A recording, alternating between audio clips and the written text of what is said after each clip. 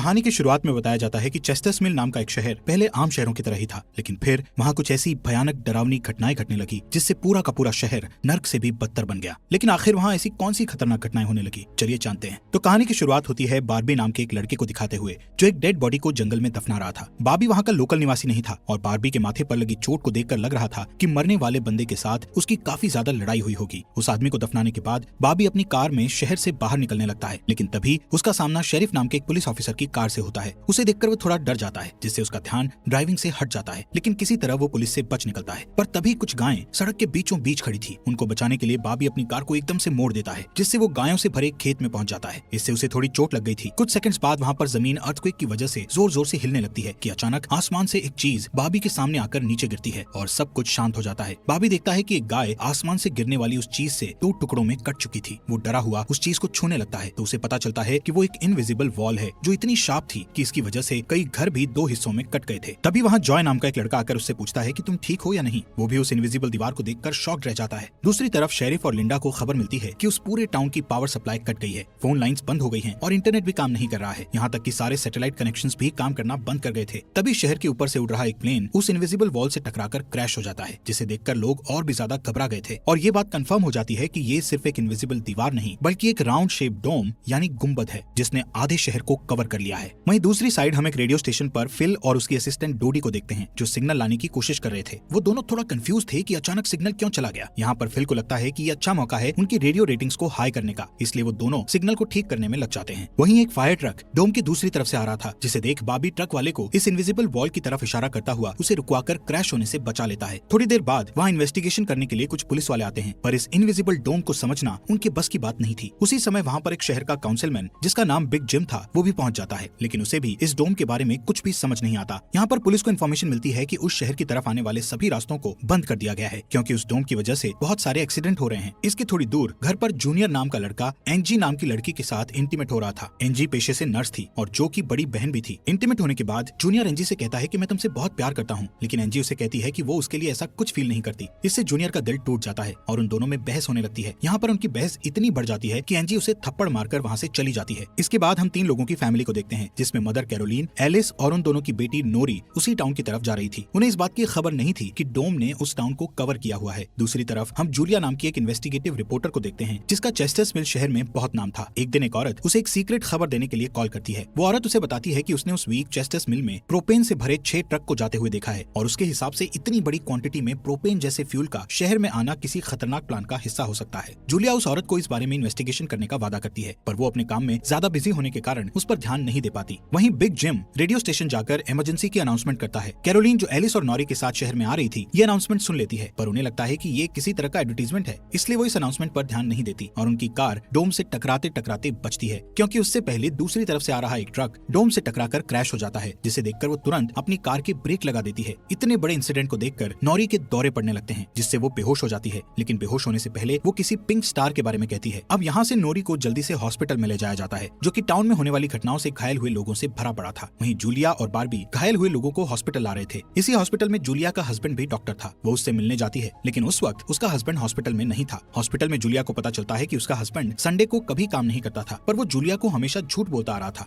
Hospital के बाहर हम बार्बी और एंजी को मिलते हुए देखते हैं। दोनों को साथ देखकर जूनियर के अंदर एक अलग सी जलन पैदा होती है। वहीं अब टाउन के बॉर्डर्स को सैनिकों द्वारा सील कर दिया जाता है। बहुत सारे साइंटिस्ट और एक्सपर्ट्स को भी इस अजीबो गरीब मुसीबत का असल कारण नहीं पता चलता, पर कुछ घंटों बाद बिग जिम प्रोपेन के बारे में बात करने के लिए शेरिफ से मिलता है। यहाँ पर उनकी बातों से हमें पता चलता है कि उनको इस डोम के बारे में पहले से थोड़ा बहुत पता था, पर वो इस पर खुलकर बात नहीं कर रहे थे। वहीं बार्बी को उस टाउन में एक दिन के लिए रुकना था, पर उसके पास ठहरने के लिए कोई जगह नहीं थी, इसलिए वो अपनी कार में ही रात बिताने का फैसला करता है। तभी जूनियर उसके पास आता है और उसे एंजी से दूर रहने को कहता है। धीरे धीरे उसकी बात धमकी में बदल जाती है। बार्बी हैरान होता है कि आखिर उसकी गलती क्या है। इसी बीच वहाँ जूलिया आ जाती है, जिससे वो झगड़ना बंद कर देते हैं। यहाँ से सीन शिफ्ट होता है और हम देखते हैं कि टाउन के ऐसे हालात से लापरवाह होकर एक जगह कुछ टीनेजर्स पार्टी कर रहे थे। इनमें जॉय भी था। जॉय एक लड़के से वहाँ के हालात पर बात करने लगता है, लेकिन अचानक जॉय को दौरा पड़ने लगता है और वो पिंक स्टार के बारे में बोलने लगता है, जैसे कि पहले नॉरी ने बोला था। वहीं जॉय की बहन एंजी घर पर अकेली होती है। तभी अचानक उसके घर में जूनियर घुसकर उसको किडनैप करके अपने फादर के टूटे फूटे शेल्टर में ले जाता है। यहाँ पर वो उसे बताता है कि मुझे पता है शहर को कवर किए इस डोम के बारे में। यहाँ पर एंजी को उससे ये भी पता चलता है कि बिग जिम ही जूनियर का फादर है। जूनियर एंजी को ये भी बताता है कि उसके फादर अपनी फैमिली की सुरक्षा को लेकर हमेशा चिंतित रहते थे, इसलिए उन्होंने फैमिली के लिए ये शेल्टर बनाया था। वहीं दूसरी साइड जूलिया बार्बी को अपने घर में ठहरने के लिए लाती है। तभी अचानक बॉबी की नजर उसके हस्बैंड की फोटो पर पड़ती है और उसे रियलाइज होता है कि ये वही आदमी है जिसे उसने सुबह मारा था। दूसरी तरफ लिंडा और शेरिफ सभी व्हीकल्स पर नजर रख रहे थे ताकि कोई भी गलती से इस डोम से न टकरा जाए। तभी अचानक शेरिफ को अटैक आ जाता है और वो वहीं पर मर जाता है। अब यहाँ से हमें सुबह की घटना फ्लैशबैक में दिखाई जाती है, जहाँ बॉबी टाउन में जूलिया के हस्बैंड जो डॉक्टर थे उनसे मिलने आया था। वो उनसे कुछ पेमेंट की बात करता है पर डॉक्टर उसे पेमेंट देने से इनकार कर देता है, जिस वजह से उन दोनों में झगड़ा हो जाता है और एक्सीडेंटली बॉबी उसे गोली मार देता है। बॉबी जानता था कि भले ही उसने उसे गलती से मारा है पर उसे इसकी सजा मिलेगी और इससे बचने के लिए उसने उसकी बॉडी को जंगल में दफना दिया। वहीं प्रेजेंट में सुबह उठकर बार्बी देखता है कि उसके गले की चेन गायब है, तो वो जूलिया से इसके बारे में पूछता है। जूलिया उससे कहती है कि वो उसकी चेन को ढूंढकर उसे दे देगी, पर तभी बॉबी को याद आता है कि वो चेन उस केबिन में ही गिर गया था जहाँ उसने उसके पति को मारा था। उधर जॉय अपने फ्रेंड बेन के साथ था जिसने पिछली रात सीजर के वक्त उसकी मदद की थी। बेन जॉय से पिंक स्टार के बारे में पूछता है जो उसने रात को दौरा पड़ते वक्त कहा था, लेकिन जॉय को उसके बारे में कुछ भी याद नहीं आ रहा था। वहीं रेडियो स्टेशन में डोडी एक स्पेशल डिवाइस की मदद से डोम के बाहर वाले लोगों से कांटेक्ट करने में सक्सेसफुल हो जाती है। वो सोल्जर्स को आपस में बात करते हुए सुन सकती थी पर वो उनसे कुछ नहीं कहती। वहाँ सोल्जर्स भी कंफ्यूज थे कि आखिर ये इनविजिबल वॉल क्या है। दूसरी तरफ बिग जिम रेस्टोरेंट में बैठा ब्रेकफास्ट कर रहा होता है कि लिंडा वहाँ आकर उसे शेरिफ के मरने की खबर सुनाती है, जिससे वो लोग तुरंत बंकर में डेड बॉडीज को दफनाने वाले के पास जाते हैं जिसका नाम लेस्टर था। उधर एंजी शेल्टर में किसी को मदद के लिए बुलाने की पूरी कोशिश करती है पर वो कामयाब नहीं होती। तभी जॉय वहाँ आता है और उसे चेन के जरिए बेड से बांध देता है। वहीं बिग जिम लेस्टर को अपने साथ लेकर आता है जो कि शेरिफ का ही दोस्त था। शेरिफ की मौत से वो बहुत दुखी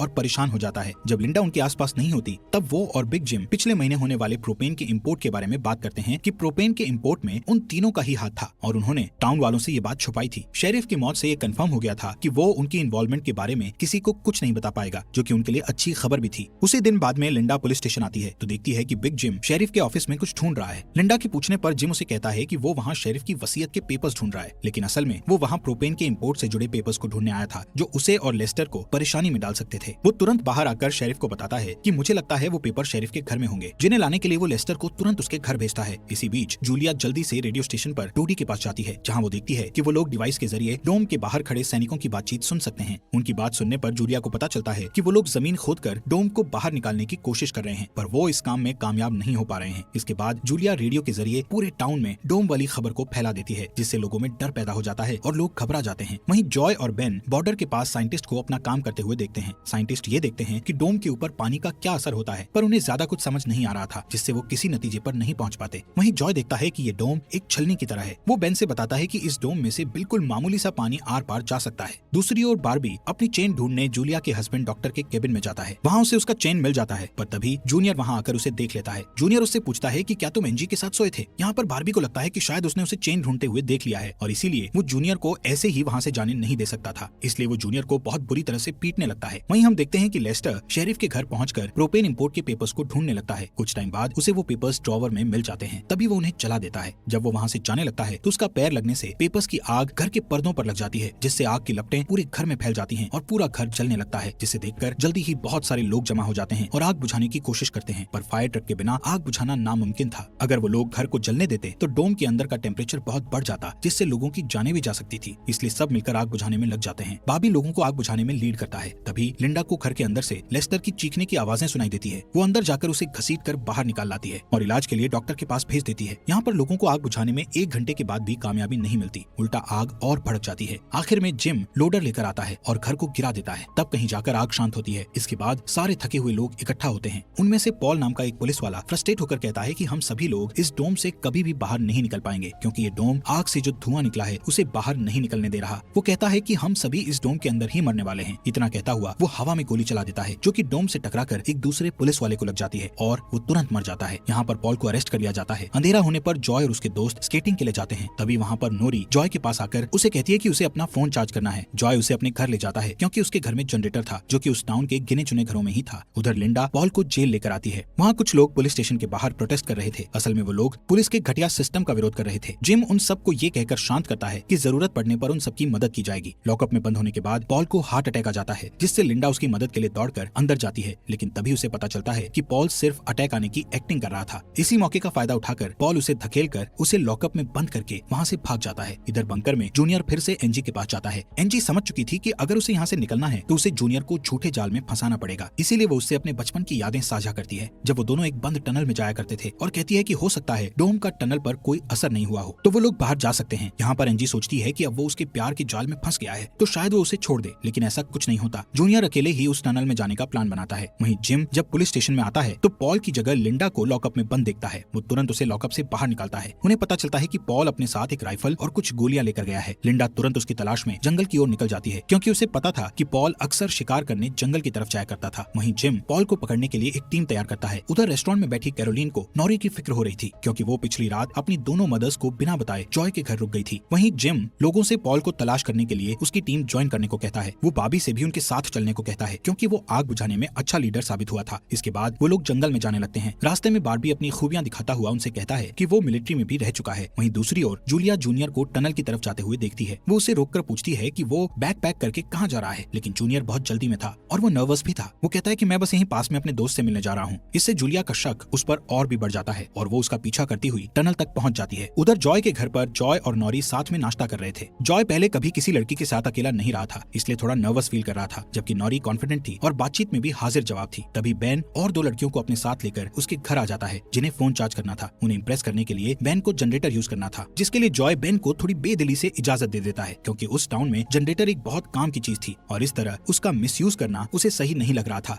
उधर जंगल में हम देखते हैं कि सर्च टीम पॉल को ढूंढ लेती है, पर उसी टाइम पॉल एक लड़के की टांग में गोली मार देता है। दूसरा लड़का भी उसे संभालने के लिए वहीं रुक जाता है, जबकि जिम और बार्बी पॉल के पीछे भागते हैं। दूसरी तरफ जूनियर टनल के आखिरी सिरे पर पहुंच जाता है, जहां पहुंचकर उसे पता चलता है कि डोम ने टनल को भी कवर किया हुआ है। वो दीवार के बिल्कुल करीब पहुंच जाते हैं, जिससे उसकी टॉर्च जलने लगती है। तभी जूलिया वहां आकर उसे वार्न करती है। जूलिया को देखकर जूनियर को बहुत गुस्सा आता है, क्योंकि वो उसका पीछा कर रही थी। इस बात से जूनियर पागलों की तरह उस इनविजिबल वॉल को मुक्के मारने लगता है, जिससे जूलिया उसे रोकती है। फिर दोनों बैठकर बात करने लगते हैं। जूलिया उसे बताती है कि अपने पास्ट में की गई एक गलती की वजह से वो जर्नलिस्ट की इस बेकार सी जॉब में फंस गई है। उधर जॉय का घर लोगों से भर जाता है, जो अपनी अपनी जरूरत के लिए उसके जनरेटर को यूज करने के लिए आए थे। एक बदमाश लड़का लोगों से जनरेटर यूज करने के बदले में पैसे वसूलने की कोशिश करता है, जो कि उसका था ही नहीं, लेकिन उसके खिलाफ बोलने की किसी में हिम्मत नहीं थी। ये देखकर नॉरी सब कुछ हैंडल करने के लिए आगे बढ़ती है, पर मामला और भी ज्यादा गर्म हो जाता है। लेकिन इससे पहले कि कुछ गलत होता, तभी लाइट ही चली जाती है। नॉरी इस बात से बहुत खुश होती है कि जॉय ने उस बहस में उसका साथ दिया। वहीं जंगल में बाबी और जिम पॉल तक पहुंच जाते हैं, पर पॉल ने अपनी राइफल निकाल रखी थी, जिससे वो जिम को मारने ही वाला था कि तभी पीछे से लिंडा आकर उसे शूट कर देती है। दूसरी साइड कैरोलीन जॉय के घर जाकर अपनी बेटी नोरी से मिलती है। वो नोरी से कहती है कि उसे थोड़ा जिम्मेदार बनना चाहिए। उसकी डांट सुनकर जॉय और नोरी एक दूसरे का हाथ पकड़ लेते हैं, जिससे एक स्ट्रेंज स्पार्क पैदा होता है और उसी वक्त दोनों को दौरे पड़ने लगते हैं। वो दोनों एक साथ किसी पिंक स्टार के बारे में बात कर रहे थे। उधर जूनियर शेल्टर में एनजी के पास जाता है, लेकिन इस बार उसके हाथ में फर्स्ट एड किट थी। एनजी उसके जख्मों पर मरहम पट्टी करती है और चुपके से सीजर अपने पास रख लेती है। वहीं हम देखते हैं कि जूलिया और बार्बी दिन भर की थकान के बाद वापस घर लौटते हैं, लेकिन जूलिया जूनियर की बातें सुनने के बाद से ही बाबी पर शक करने लगी थी और जब बाबी नहाने जाता है तो जूलिया उसका सामान चेक करने